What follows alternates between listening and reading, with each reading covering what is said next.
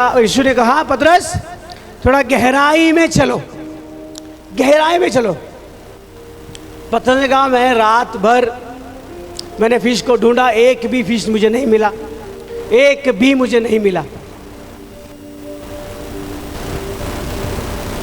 उसी समय अगर पतरस से कहता नहीं मैंने आपको नाव दी है बैठने के लिए, उसके आगे आपका और मेरा कोई रिलेशन नहीं है, आप जा सकते हैं, तो आगे जो बात हुई, जो पतरस की नाव अद्भुत रीति से भर गई, क्या वो भर पाती?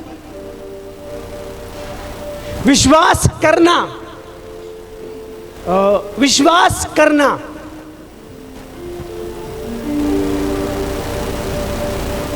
विश्वास करना, यह सबसे बड़ी चाबी है आपके आशीषों की।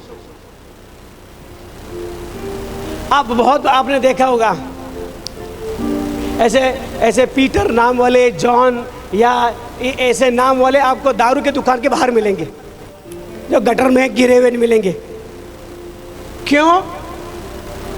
उनका नाम तो जॉन है, उनका नाम तो पीटर, लेकिन क्या है? किसी का नाम, मैं बताऊं, यीशु मसीह क्रिश्चियन लोगों के लिए मरे ही नहीं, बिल्कुल नहीं। आप वचन को ढूंढो, पढ़ो। बाइबल कहती है जॉन 3:16 में कि परमेश्वर ने अपने इकलौते पुत्र को दिया इस जगत के लिए।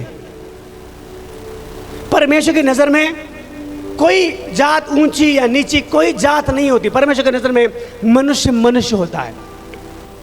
अगर परमेश्वर एक ऊंच नीच वाली बात करे तो आप परमेश्वर को किस नजर से देखेंगे?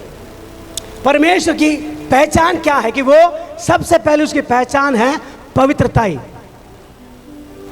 परमेश्वर की सबसे पहली पहचान है पवित्रताई। परमेश्वर सच्चाई से न्याय करता है, इसलिए यीशु ने क्या कहा कि मैं सत्य हूं। आप है मेरे साथ? आप असत्य बोल के, आप गाली गलौज करके, आप झगड़े करके, आप मारपीट करके, आप बाइबल लेके यीशु मसीह का वचन नहीं सुना पाएंगे, ना आप प्रार्थना कर पाएंगे, और आप ये भी समझ ले ना आपकी प्रार्थना पूरी हो पाएगी। क्योंकि परमेश्वर, जो परमेश्वर को सच्चे मन से पुकारता है, जो परमेश्वर को आत्मा से पुकारता है, सच्चाई से पुकारता है, परमेश्वर उसकी प्रार्थना का उत्तर देते हैं। आप कितने बड़े हैं, कितने अमीर हैं, कितने गरीब हैं, कोई फर्क नहीं पड़ता परमेश्वर के सामने जब आप खड़े होते हैं। परमेश्वर को क्या वचन कहता है? खुदावन हमारे मनों को जांचता है, आपके मनों को तोलता है, कि वो देखता है कि आप मन से इसको जो बोल रहे हैं वो कितनी सच्चाई से है। हालेलुया। उसने कहा वो ही सत्य है, यीशु मसीह। उसका वचन कहता है कि उसने कहा मैं मार्ग, सत्य और जीवन हूं। आप असत्य की राह पर चलकर यीशु मसीह के जीवन को नहीं प्राप्त कर सकते। यीशु मसीह जो जीवन देते, वो पवित्रताई से भरा हुआ है। वो आपने देखा होगा, मूवीज में देखा होगा कि चर्चेस में जाते हुए लोग दारू की बोतल्स लेकर जाते, ये भी शैंपियन। जो वो दिखा रहे हैं वो असत्य है। बाइबल कभी नहीं बताती हमें कि हम दारू पिए, वो तो विरोध करती है, क्योंकि वो पाप है। हर एक पाप जो आपका व्यक्तिगत नुकसान, आपके पारिवारिक नुकसान, या आपके परिवार का, आपके हर अशुद्धताई से होने वाले हर एक परिणाम को बाइबल पाप कहती है। हर एक अशुद्धताई। वचन कहता है अगर आपने किसी स्त्री को बुरी नजर से भी देखा तो भी आपने पाप कर लिया है। परमेश्वर क्या कर रहा है? परमेश्वर आपकी आदतों को बदल रहा है। परमेश्वर आपकी सोच को बदल रहा है। परमेश्वर आपके गंदे सोच को निकाल रहा है कि आप अपनी पत्नी को पत्नी कहें, बाकी हर एक स्त्री जो आपके सम्मुख है, वो आपकी माँ हो, वो आपकी बहन हो। ओह हालेलुया, थोड़ा जोर से हालेलुया। जब पतरस यीशु को बैठने के लिए अपनी नाव दे देता है, पतरस को अगला सीन पता नहीं उसके साथ क्या होगा, लेकिन जब यीशु मसीह बैठे, उन्होंने वचन को सुनाया, उन्होंने वचन बताया, लोगों को बताया कि धन्य वे पुरुष, धन्य है वह पुरुष, आशीषित है वह मनुष्य। हर एक बात के बारे में परमेश्वर बता देंगे। और हुआ, जब फिनिश हुआ तब क्या कहा, पतरस let's go into the deep. जब यीशु मसीह का प्रचार खत्म हुआ, जब वचन बताना खत्म हुआ, तब पतरस तुम्हारी नाव लेकर गहराई में चलो। हो सकता था पतरस कहा नहीं, मैं थका हुआ वो अभी मैं अंदर नहीं ले जा सकता।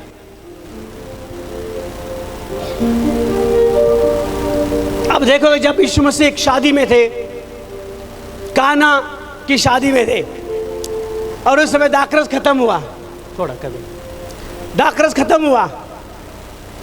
दाखरस खत्म होने के बाद सब लोग आए और क्या कहने लगे, दाखरस खत्म हुआ है।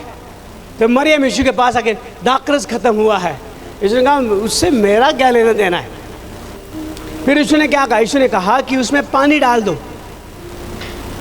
जाते जाते मरियम ने चेलों को बताया कि जो यीशु कहता है वो तुम करो। उन्होंने कहा कि इसमें पानी डालो, यीशु ने कहा, उन्हें पानी डाला। फिर बाद में जाके उन्होंने टेस्ट किया कि वो दाखरस निकला। कैसे? उन्होंने उतना ही किया जितना यीशु मसीह ने कहा। उन्होंने कहा जाके पानी डालो, उन्हें पानी को डाला। जो अगर आप तैयार है परमेश्वर के वचन पर चलने के लिए, तो आप अपने जीवन की आशीषों को देख पाएंगे, क्योंकि बाइबल कहती है उसका वचन जीवन देने वाला है। कोई भी बाइबल का वचन आपको खून करना नहीं सिखाता, कोई भी बाइबल का वचन आपको गाली देना नहीं सिखाता ना। ये तो बहुत दूर की बात है, केवल गलत सोचने से भी आपको रोक के रखता है।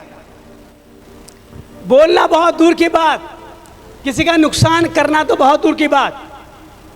आप जाके यीशु को ये नहीं बता सकते प्रभु मेरे बाजू में जो घर है वो उसका नुकसान हो जाए, ये नहीं बता सकते आप, क्योंकि वो प्रार्थना पूरी होगी ही नहीं।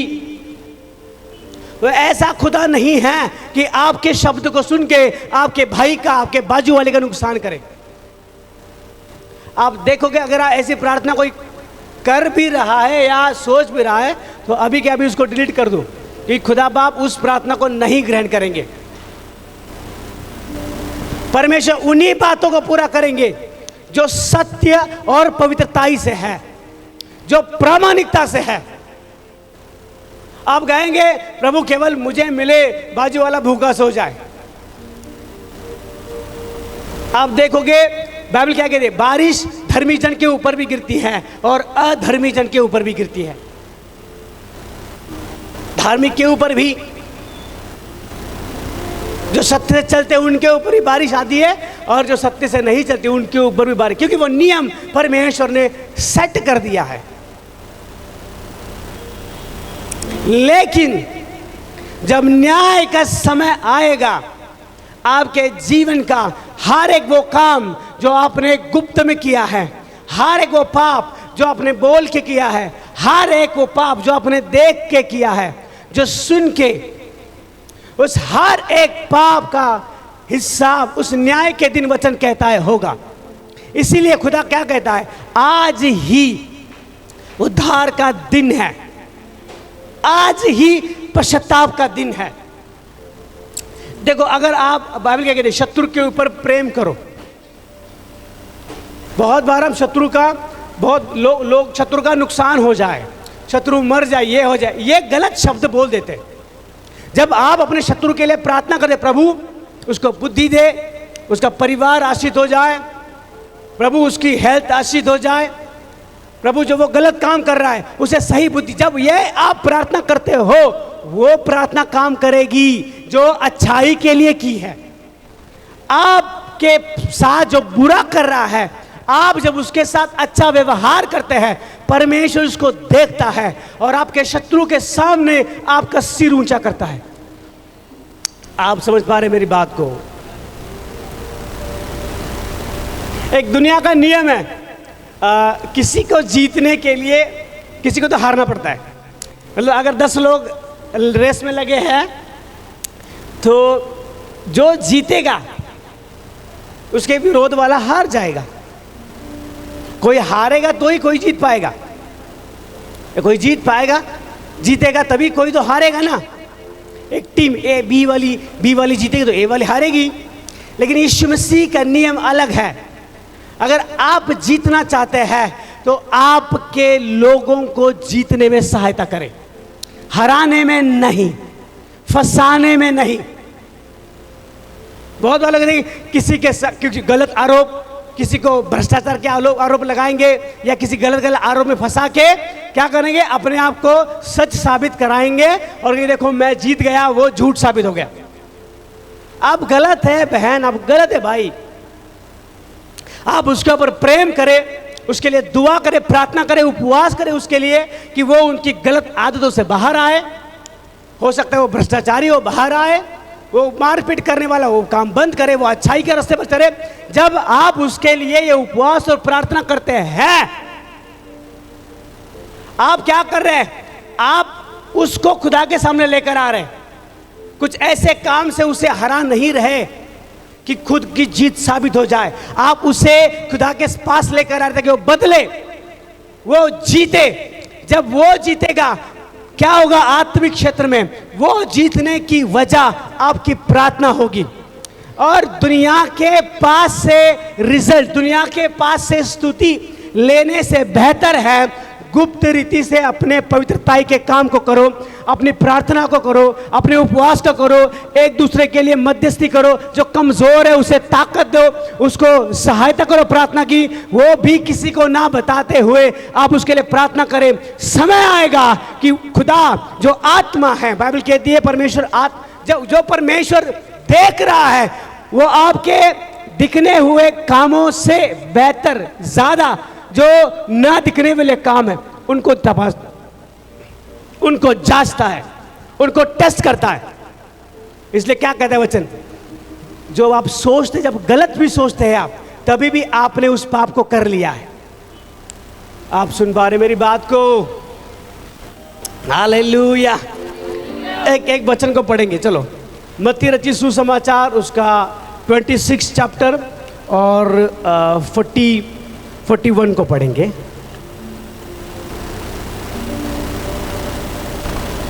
क्या कहा है देखो, जागते रहो और प्रार्थना करते रहो कि तुम परीक्षाओं में ना पड़ो। आत्मा तो तैयार है परंतु शरीर दुर्बल है। हालेलुया। क्या कह रहा है वचन? वचन कह रहा है जागते रहो और प्रार्थना करते रहो। जागते रहो और प्रार्थना करते रहो। जागते रहो। और हम क्या कर रहे बताएं? हम भी, हमारे बच्चे भी जागते रहो और मोबाइल देखते बैठो। जागते रहो। अब कल एग्जाम है, कल एग्जाम है, अभी 2 दिन में एग्जाम है। नहीं वही क्या देख रहे हैं? मोबाइल देख रहे हैं। क्या है? यूट्यूब देख रहा है, वो इंस्टाग्राम देख रहा है। जागते रहो और क्या देखो? मोबाइल देखो। और रिजल्ट क्या आएगा आपके एग्जाम में? आपके बच्चों के एग्जाम में क्या आएगा? अभी माता पिता ही सीरियस नहीं है, बच्चों का रिजल्ट क्या आएगा? माता पिता ही जागते रहो और मोबाइल में लगे हुए हैं। बच्चों को वो शिक्षा नहीं दे रहे कि नहीं, आपको कॉन्सेंट्रेट करना है आपके स्टडीज के ऊपर। आजकल ये सिखाया जाता है कि कोई आपको 1 मारेगा उसको 2 मारो आप। क्यों? आप अगर बचपन से ये गलत चीजें उसको दे रहे हैं तो आगे जाके अपेक्षा ना करे कि वो आपका भी आदर करेगा। क्योंकि आज अगर माता पिता अपने बच्चे को आदर नहीं सिखाएंगे तो अपेक्षा ना करे भविष्य में आपको आदर मिलेगा। क्यों? क्योंकि आज आप गलत बीज को उसके लाइफ में बो रहे हैं। आप प्रेम के बीज बो।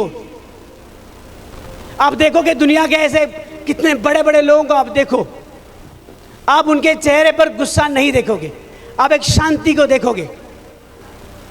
आप बड़े बड़े लोगों के कैरेक्टर को सुने, उनके हिस्ट्री को, बुक्स को पढ़े, उनके आपको पता चलेगा कि लड़ाई भी की होगी लोगों ने, लेकिन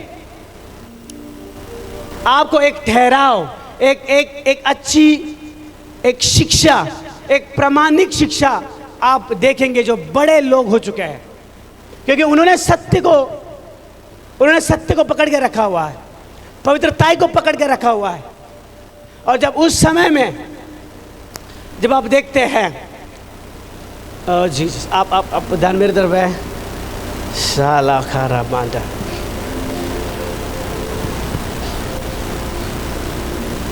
जागते रहो और प्रार्थना करो, जागते रहो और बहुत जागते रहते हैं। क्यों? कैसे दूसरों का नुकसान हो जाए ये सोचने के लिए, कैसे मैं उसको फंसा सकता हूँ झूठे केस में, कैसे फंसा सकता हूँ ज़मीनों में, कैसे फंसा सकता हूँ पैसों में, बिजनेस में, नौकरी में, कैसे मैं फंसा सकता हूँ, उसका पोजीशन छीन लूँ, उसके बारे में गलत प्रचार करूँ, गलत मैसेज, गलत ईमेल डाल दूँ, ताकि लोग क्या ऊपर की जो